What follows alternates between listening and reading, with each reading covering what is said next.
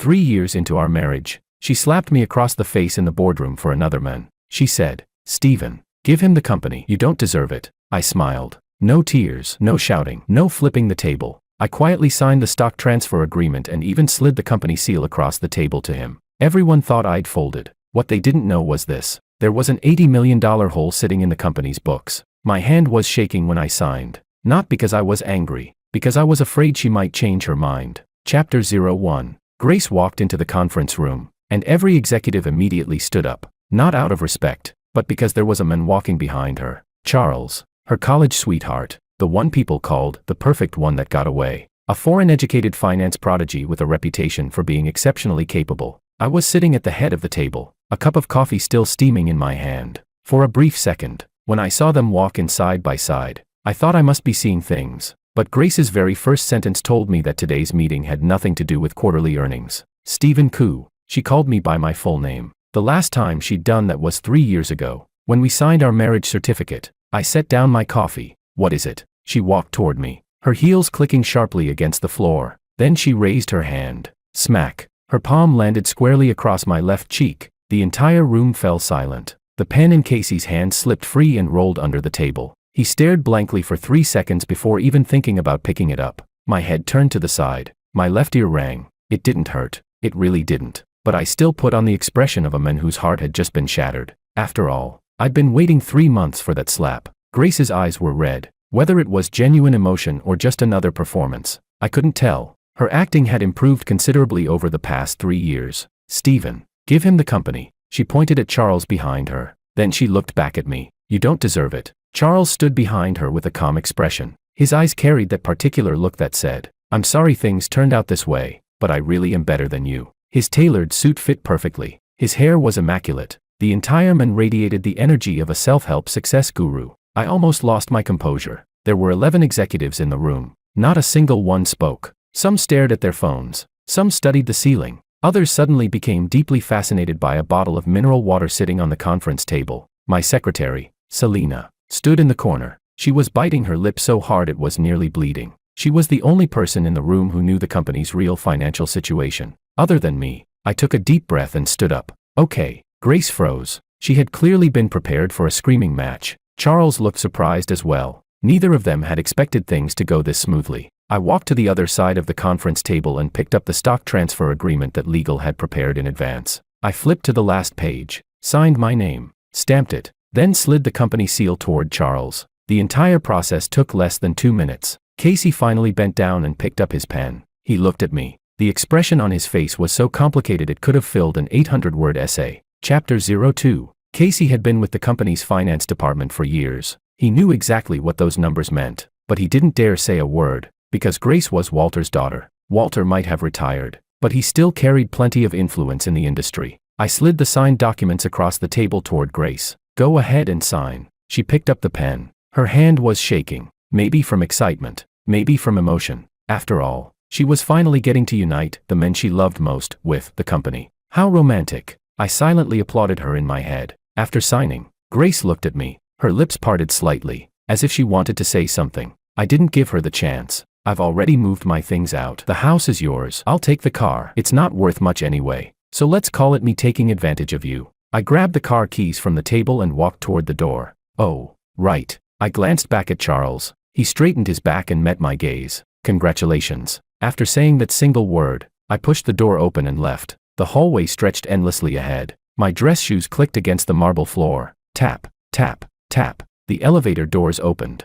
I stepped inside and pressed the button for basement level 1. The moment the doors closed, I smiled. Not a bitter smile. Not a cold smile. The kind of smile that comes from finally throwing away a scorching hot potato you've been desperate to get rid of. A smile of pure relief. I covered my face and crouched in the corner of the elevator. My shoulders shook uncontrollably. By the time I reached the parking garage, got into my car, and shut the door, I laughed for a full 30 minutes. I laughed until I was short of breath. Laughed until my ribs hurt. Laughed until tears covered the steering wheel. It's not that I'm crazy. It's just that none of them knew. There was an $80 million hole sitting in that company's books. 80 million. Not 8,000. I'd seen those audit reports last year. I'd been dealing with those supplier debts since the year before. The failed projects. The lawsuit settlements. The tax recovery notices from unpaid taxes. Every single one of them was sitting in my desk drawer. I had emailed Grace 3 times, sent her 2 messages, spent 40 minutes on a phone call trying to explain the company's financial situation.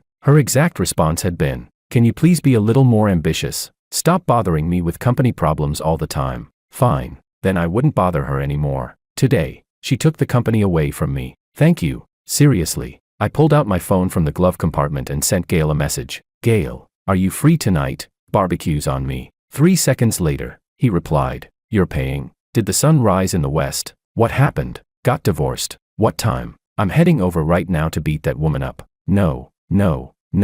I quickly typed back, "This dinner is a celebration." The other side went silent for 10 seconds. Then one word appeared, "You've lost it." I smiled and started the engine. My phone rang. Walter. I glanced at the caller ID and immediately declined the call. Today was the happiest day I'd had in 3 years. My father-in-law. No, my former father-in-law. Could wait until another day. Chapter 03. Gail's barbecue joint sat in a forgotten corner of the south side of town. 20 tables. No air conditioning. Just 3 industrial fans working overtime. Beer was $2.50 a bottle. The skewers sat in plastic baskets on top of a freezer. Customers grabbed their own food. And when they finished eating, the bill was calculated by counting the sticks. By the time I arrived, Gail had already claimed a table. 8 bottles of beer sat in front of him. 4 were already open. All of them his. "All right, talk." He shoved an open bottle into my hand. "What happened?" I told him everything that had happened today. Word for word. Well, almost. I left out the part where I'd laughed in my car for 30 minutes. When I finished, Gail slammed his chopsticks onto the table. "That Grace is unbelievable. She slapped you in front of everyone. Who the hell does she think she is? You practically killed yourself keeping that company afloat for 3 years. Gail.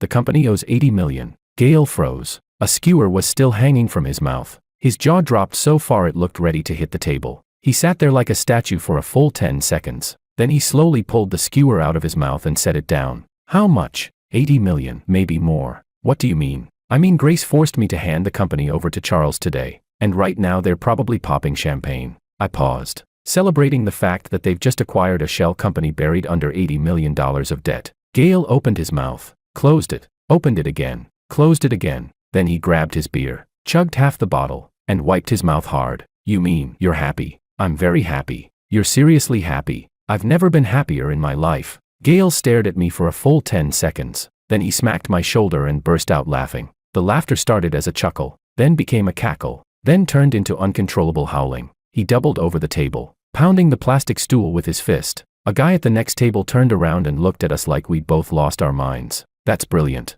Gail wiped tears from his eyes. "What do you even call this? Fighting over the right to suffer? Volunteering to take over a disaster? Something like that. Does Charles know?" "Nope." He spent the entire meeting standing behind Grace with his chest puffed out and his eyes full of determination. I took a sip of beer. He looked exactly like the winner of a startup competition walking on stage to collect a trophy. Gail burst into another fit of laughter. Then he suddenly thought of something. "Wait, if things were this bad, why didn't you just shut the company down? Or file for bankruptcy?" I took another drink. "You think Walter would have let me?" I shook my head. That company was his life's work. Besides, I was the legal representative. If we'd gone into bankruptcy and liquidation, I would have been the first person hit by the fallout. I looked at the beer bottle in my hand. "For the last 3 years, I've been trying to fill the hole." I smiled helplessly. Then I realized there was another hole underneath the hole. "So the legal representative has changed now?" "Yep. Charles signed the stock transfer agreement today. The paperwork for changing legal ownership was already prepared by legal." I raised my bottle and clinked it against Gail's. The moment he signed,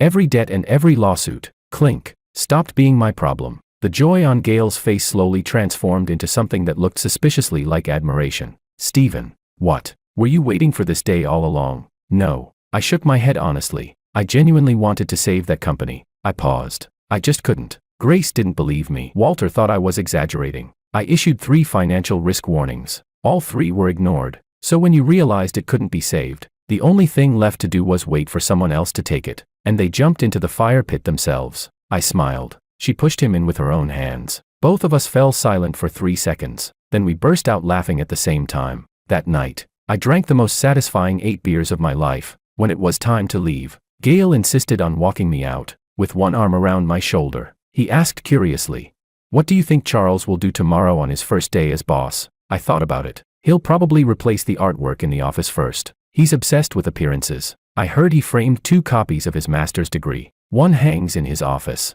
The other hangs above his bed. Gail snorted. Then what? Then he'll have someone clear out all my belongings and renovate the CEO's office. And then, I looked at him meaningfully. He'll open the drawer and find the financial statements. Gail shuddered. Damn, I almost feel sorry for him. Don't. I patted him on the shoulder. Feel sorry for the 80 million instead. Chapter 04. How did I know what Charles's first day on the job was like?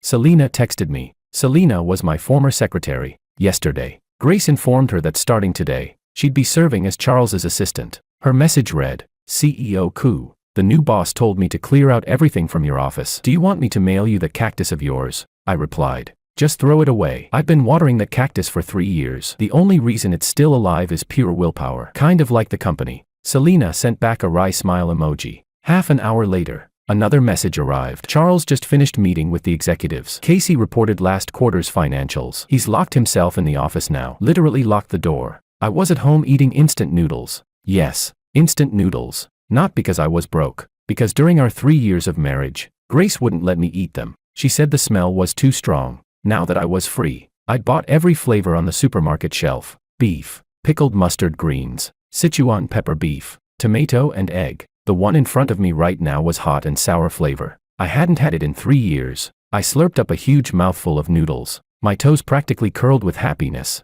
A taste of heaven. While eating, I texted Selena back. Don't worry. Last quarter's report was just the appetizer. Selena replied. What do you mean? I answered. He'll understand when he sees last year's annual report. Selena replied. CEO Koo, I'm getting a little scared. I typed. Scared of what? You're an employee. The company has a new owner. As long as payroll goes out, you'll get every penny you're owed. If it doesn't, that's not your fault either. Selena responded. That's not what I'm worried about. I'm worried Charles might pass out and nobody will be there to catch him. I almost choked on my noodles. At 1 in the afternoon, another message came in. Charles asked Casey to pull all financial records from the last 3 years. Casey spent 40 minutes on the phone and carried 3 boxes of files into the office. The door is locked again. At 2 o'clock, 3 suppliers came to collect overdue payments. Charles met with them for about 20 minutes. When he came out, his glasses were completely fogged up and the muscles in his cheeks were twitching. 3 suppliers. Only 3. Before I left, there were actually 14 suppliers with outstanding payments. Those 3 were the nicest ones. The other 11 were probably still on their way. I put down my phone and turned on the television. After flipping through 3 channels,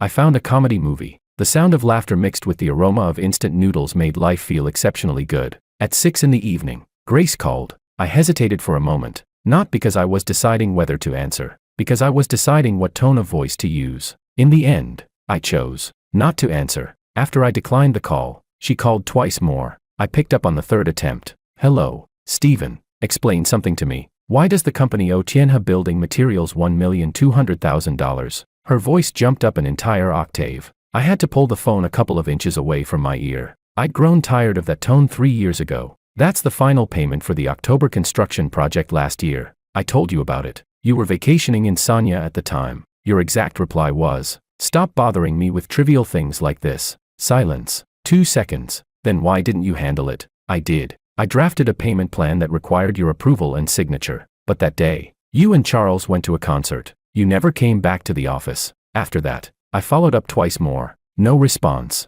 Silence again. Longer this time. What about the others? Casey said there are a whole bunch of. I told you about all of them. By email, by text, and in person. 3 methods. 7 times in total. You didn't respond once. You, Grace. I interrupted her. You're a shareholder now. These are your problems. And Charles's. I'm just the ex-husband who walked away with nothing. There's not much I can do. You. Oh, by the way, I added casually. A few more suppliers might stop by tomorrow. Try to be polite. Don't make my mistake. I was too nice. That's why they kept chasing me down. I hung up. Then I brewed myself a cup of tea. Long Jing. When Grace lived here, she only drank coffee. She always said tea tasted bland. Bland.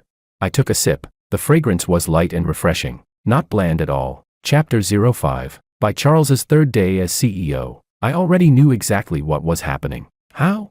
Because Selena had developed a habit of giving me live updates. I'd told her she didn't need to anymore. I wasn't part of that company now. She replied, CEO Koo, I'm not giving you work reports. I'm telling you jokes. Fair enough. The jokes were pretty entertaining. The 3rd day's joke went like this. Charles hired an auditing firm to conduct a full audit. The decision itself was absolutely correct. If he'd done it on day one, he might still have had a chance to turn the ship around. Unfortunately, he spent his first 2 days doing 3 other things. First, he completely redecorated the executive office. Second, he held a company-wide meeting and delivered a 40-minute inaugural speech titled, "Looking Toward the Future." Third, as the new CEO, he took Grace to a 3-Michelin-star restaurant and posted a photo online with the caption, "A New Beginning." Those 3 activities consumed 2 full days. The auditors didn't enter the company until day 3. By day 4, according to Selena, the lead auditor's expression looked like someone who'd just eaten expired century eggs. The preliminary conclusion: the company's financial problems were far worse than they appeared on paper. The detailed numbers were still being calculated, but the confirmed accounts payable alone were enough to send the lead auditor to the restroom twice just to splash water on his face. I was at home playing ranked matches when I read the message. Promotion series. 5-game winning streak. A critical match. My character was in the middle of a team fight. I glanced at my phone. My hand shook. The enemy instantly deleted me from existence with a full combo. Not because I was scared, because I was trying too hard not to laugh. One of my teammates cursed in chat. I quietly typed, "Sorry, got some good news," and lost focus. What kind of good news makes you feed like that? My ex-wife's new boyfriend just inherited my disaster of a company. The teammate went silent for 3 seconds, then replied, "Bro, that's not good news." Huh. That's the greatest news I've heard all week. Keep playing. I'll carry this one. We won. Maybe it was psychological, but I played exceptionally well after that. At 3 in the afternoon, I went grocery shopping. Actual grocery shopping.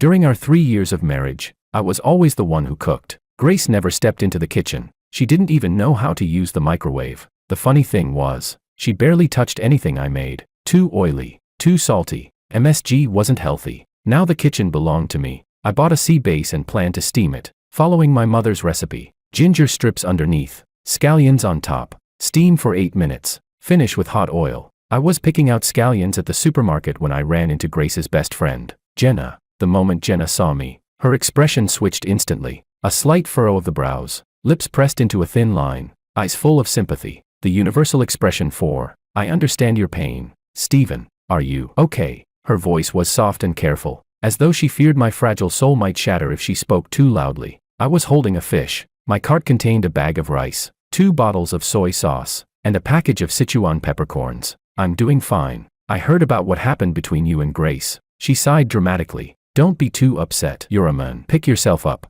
There are plenty of fish in the sea." Thanks." I nodded and continued examining scallions. Jenna looked at my shopping cart. Her expression became even more complicated. She was probably thinking, the former CEO of a company, reduced to grocery shopping and cooking alone. 1 man, 1 fish, 1 bag of rice. How pitiful. Meanwhile, my actual thoughts were, this scallion looks great. Nice thick white stock. Perfect for steamed fish. If you need anything, just let me know. Jenna patted my arm. "Sure, thanks." After she left, I stood there for 5 seconds, then looked down at myself. A t-shirt, shorts, flip-flops, pushing a shopping cart while carrying a fish. I did look remarkably similar to a middle-aged man crushed by life, except I was only 31, and I was having the time of my life. Chapter 06. The steamed sea base turned out perfectly. I snapped a photo and posted it online with the caption, "Dinner for one. The best seasoning is freedom." Gail was the first to like it. His comment read, "Your ex-wife finished signing those share transfer papers, right? Legally airtight now." I replied, "Relax. It's nailed down tighter than the skewers at your barbecue joint." Grace's social media, on the other hand, had gone unusually quiet. 2 days earlier, she'd posted that photo with Charles and the caption, "A New Beginning." Since then, a stranger had left a comment underneath. "So, did you get a new boyfriend?" She never replied. I was cleaning up the kitchen after dinner when my phone rang again. An unfamiliar number. I answered. "Hello, is this CEO Koo? This is Manager Lou from Mars Steel about the remaining $3 million from last year's steel shipment." "Manager Lou, nice to meet you." I interrupted politely. "Unfortunately, I'm no longer involved with the company. The legal representative has changed. His name is Charles, much more capable than me, foreign educated, too." There was a pause. The company's under new management." "It is. You can contact him directly." Then do you happen to have his number?" I scrolled through my contacts, found Charles's phone number, and sent it over. "Best of luck with the negotiations." After hanging up, I washed the last bowl and placed it on the drying rack. The kitchen lights reflected brightly off the tiles. Quiet, clean, just me. I took a deep breath. A smile slowly spread across my face. Life like this was pretty wonderful. Chapter 07. Charles's 5th day as CEO. At this point, Selena's updates had officially evolved from jokes into a full-blown drama series. 9 a.m. CEO coup. People from Wanhua Building Materials just showed up. 6 of them. 2 are bald. Big arms. Even bigger voices. How much do we owe them? $4,800,000. Construction payments from last September. Right. I remembered that one. I negotiated an installment plan with them back then. Later the cash flow collapsed, so it never happened. Charles went out to meet them. He got yelled at for 20 minutes. When he came back, his tie was crooked and the second button on his shirt had popped off. I was watering plants on my balcony. Yes, plants. A few pothose vines I'd brought home from the company when I moved out. Grace had taken the company. Surely she wasn't going to fight me over a few potted plants too. By the time I reached the 3rd pot, I nearly watered my own shoes. Barely managed to stop myself. 11 a.m. Another group just arrived. Mars Steel. 3 million. Casey went out to deal with them. He held them off for half an hour. When he came back, his forehead was covered in sweat and the collar of his shirt was completely soaked. 2 p.m. The logistics company showed up. 2 million. They didn't cause a scene, but before leaving, they said, "Pay within 3 days or we'll see you in court." 4 p.m. Charles smashed a mug in his office. The one you used to use. The one that said, "The boss is always right." That mug had been a gift from Gail. A sarcastic gift. I never expected it would meet its end in someone else's hands. A fitting death, all things considered. 6 p.m. Grace showed up. Not to see me, to go to the company. According to Selena, she stayed in Charles's office for 2 hours. When they came out, neither looked happy. For the first time, Charles didn't walk her to the elevator. I stared at the stream of messages on my phone and quietly sipped my chrysanthemum goji berry tea. To be honest, I felt the tiniest bit of, no, not guilt, curiosity. What I was curious about was this. How exactly was he planning to fill that $100 million hole? No, wait, officially it was still only $80 million. He was supposed to be a foreign-educated finance prodigy. Surely he had some tricks up his sleeve. At 8 that night, my phone rang again. This time it wasn't Grace. It was her father, Walter. The old man's voice came through the speaker with the calm authority of an elder. Little Coo. For 3 years, he'd called me that. Little Coo. Never son-in-law. Not once. Yes, uncle. I heard the company is having some difficulties. Difficulties. An $80 million crater reduced to one word. Impressive. The older generation of entrepreneurs really knew how to downplay a disaster. Yes, there are some difficulties. A pause. Then, when you were running the company, why didn't you mention any of this? I almost laughed. I bit my lip and took 3 deep breaths. Uncle, I did mention it. Last June, I sent you a financial analysis report. 17 pages. Printed in color. With charts, pie charts, bar graphs, the full package. Well, and your exact response was, young people always exaggerate problems. This company has been running for 20 years. Nothing serious will happen. The line went silent. For a long time. Long enough that I thought the call had dropped. Uncle, was there anything else? I need to reheat dinner. No. The call ended. I walked into the kitchen and opened the microwave. Beep. Inside was the leftover steamed sea bass from yesterday. A minute later, it was hot again. The fish was reheated. So was my life. Chapter 08. On Charles's 10th day as CEO, everything fell apart. Not a little apart. The kind of collapse where a dam bursts and the whole thing comes crashing down in one deafening wave. The final audit report came out. The company's total debt wasn't $80 million. It was $120 million. The extra $40 million came from off-the-books liabilities. A mess left behind by Walter's generation. Hidden inside subsidiaries of subsidiaries. Layered one beneath another. The accounting tricks had survived for 15 years. A full audit finally dragged them into the light. I learned all this from Selena. To be honest, even I froze when I saw the number. I knew about the $80 million. $120 million.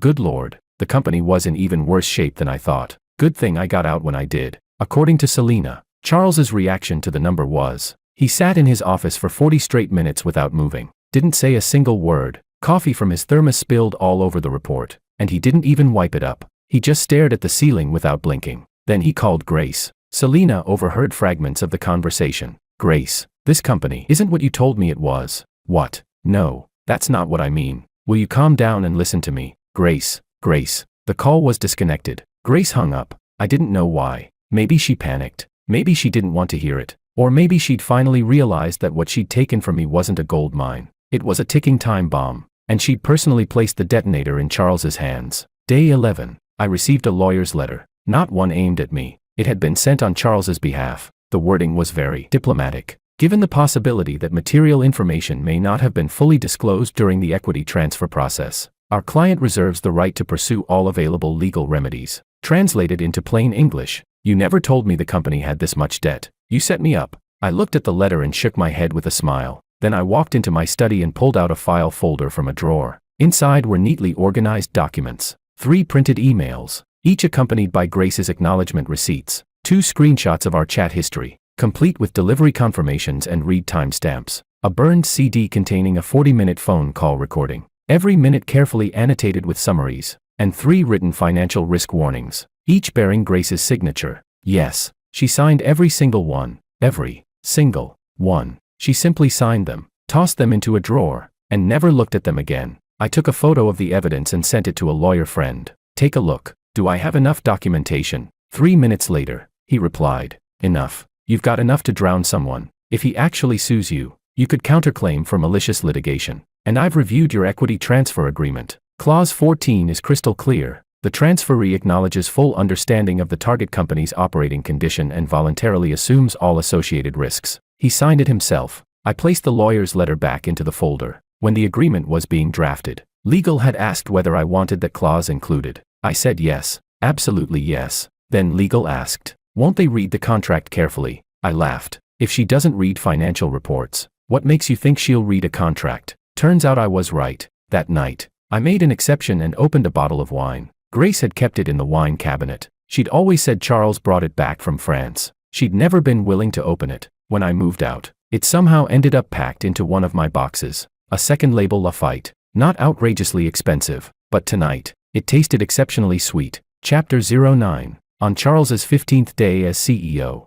He wanted to quit, but he couldn't. The change of legal ownership had already been completed. He was now the company's legal representative and controlling shareholder. The debts, the lawsuits, the tax recovery claims, every single one of them was attached to his name. Want to walk away?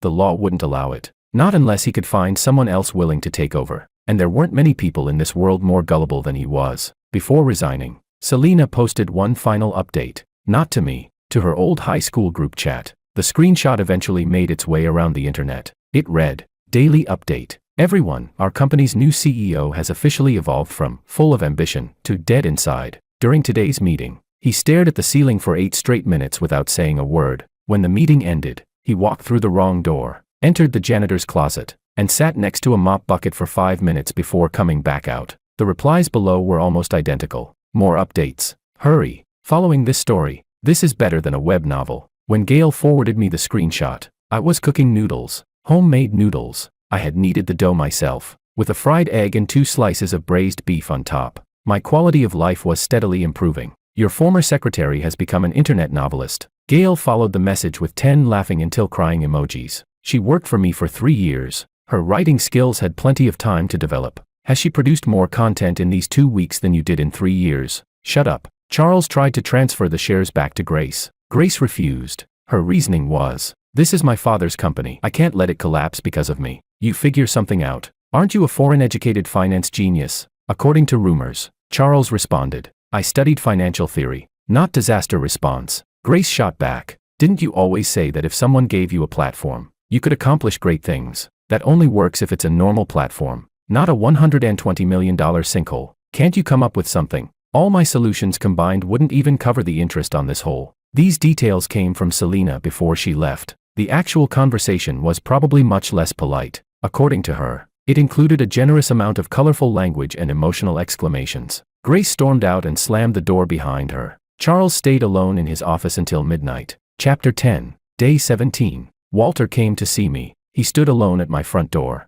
No driver, no assistant, no daughter. When I opened the door, I was wearing flip-flops and a cheap t-shirt I'd bought from a street market. He looked me up and down. 3 years ago, when he'd married his daughter to me, I wore tailored suits. My hair was thicker. My posture was straight. I looked like a man ready to conquer the world. Now I was standing there in shorts and a sleeveless shirt. Yet somehow, I looked more alive than I had back then. The confusion in his eyes was impossible to hide. Uncle, would you like to come in? No. He waved his hand. I only came to ask one question. Go ahead. You knew the company couldn't survive, didn't you? I did. Then why didn't you leave? I looked at him. When you handed the company to me, I promised I'd do my best, and I did. For 3 years, but the hole was too big. My abilities weren't enough to fill it. I told Grace 7 times. She didn't believe me. I brought it up to you once. You didn't believe me either. And then you just waited. I didn't wait. I shook my head. I tried taking loans to keep the company alive. I cut failing projects. I negotiated payment plans with suppliers one by one.